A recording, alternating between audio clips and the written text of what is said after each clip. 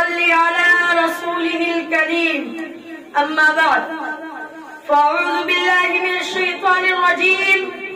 بسم الله الرحمن الرحيم. إنك لعلى خلق عظيم. صدق اللہ العظیم.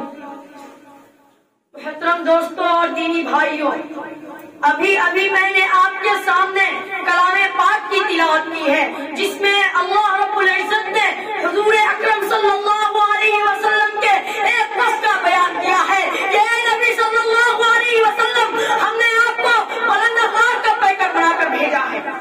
چنانچہ حضور اکرم صلی اللہ علیہ وسلم کی حیات طیبہ میں اعلیٰ ترین اخلاق کے نمونے ملتے ہیں. آپ صلی اللہ علیہ وسلم نے امت کو حسن اخلاق کی بہت زیادہ تعلیم فرمائی. آپ کے اخلاق کا یہ عالم تھا کہ کوئی اگر آپ کو گالی دیتا تو آپ اس کو دعا دیتے، کوئی اگر آپ کو برا بھلا کہتا تو آپ اس کو برا بھلا نہیں کہتے اور مسکرا کر گزر جاتے. ایک مرتبہ آپ طائف تشریف لے گئے کہ وہاں کے لوگوں کو ایک اللہ کی عبادت کی دعوت دے. آپ کا یہ پیغام سن کر وہاں کے سردار بگڑ گئے اور بہت بے رخی و تشدد سے پیش آئے. جب آپ واپس ہونے لگے تو شریر اور بدماش بچوں کو پیچھے لگا دیا گیا کہ انہوں نے اتنا پتھر پھینکا کہ آپ کے جسم سے خون جاری ہو گئی اور آپ کے جوتے مبارک میں خون سے تربتر ہو گئے. آپ صلی اللہ علیہ وسلم نگاہ ہو کر ایک باغ میں بیٹھ گئے. اللہ کی رحمت کو جوش آیا اور ایک فرشتہ آپ کی خدمت میں حاضر ہوا.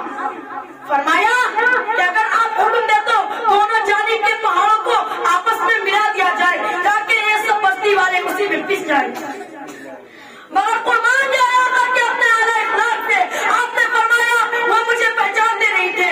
اگر وہ مجھے پہچان لیتے تو خدا کی قسم ہرگز ایسا نہیں کرتے. آج وہ ایمان نہیں لاتے تو اللہ کی ذات سے امید ہے کہ ان کی نسلیں ایمان لائیں گی. اور ایسا ہی ہوا.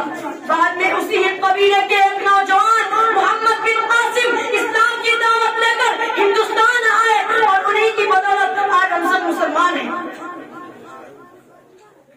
الہی رحم کر کے سارے طائف کے مکینوں پر، الہی رحم کر کے سارے طائف کے مکینوں پر، الہی پھول برسا پتھروں والی زمینوں پر. جہالت ہی رکھا ہے صداقت کے خلاف ان کو، جہالت ہی رکھا ہے صداقت کے خلاف ان کو، بیچارے بے خبر انجان ہے کر دے معاف ان کو. محترم دوستو، اسی طرح ایک بڑھیا کا واقعہ ہے کہ وہ روزانہ آپ صلی اللہ علیہ وسلم کے اوپر کوڑا کر کے پھینک دیتی تھی، مگر آپ صلی اللہ علیہ وسلم اسے کچھ نہیں کرتے. وہ بڑھیا جب ایک دن بیمار پڑی تو آپ صلی اللہ علیہ وسلم نے اس کے بارے میں دریافت کیا. بیماری کی خبر پا کر آپ خود اس کی عیادت میں تشریف لے گئے. بڑھیا نے جب آپ کو اپنے پاس دیکھا تو اسی وقت رو رو کر معافی مانگی اور اسی اہتمام میں داخل ہو گئی. آج دشمنان اسلام نے یہ غلط خبر پھیلا رکھی ہے کہ اسلام تلوار کے زور سے پھیلا، اور حقیقت میں یہ ہے کہ اسلام حسن اخلاق سے پھیلا. ایک حدیث میں آقا صلی اللہ علیہ وسلم نے ارشاد فرمایا جس کا مفہوم یہ ہے مفلس وہ نہیں جس کے پاس روپیہ پیسہ مال و دولت نہ ہو، بلکہ مفلس وہ ہے جو قیامت کے دن بہت ساری نمازیں، روزہ، زکات، حج، تلاوت و تسبیح کا ذخیرہ لے کر حاضر ہوگا، مگر کسی کو گالی دی ہوگی اور کسی کا حق دبایا ہوگا.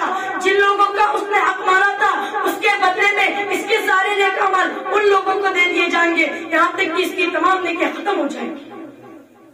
یہ حدیث ہمیں اس بات کی طرف متوجہ کرتی ہے کہ ہم بندوں کے حقوق کا اور اپنے معاملات کا بہت زیادہ خیال رکھیں اور اپنی ذات سے کسی کو کوئی تکلیف نہ ہونے دیں.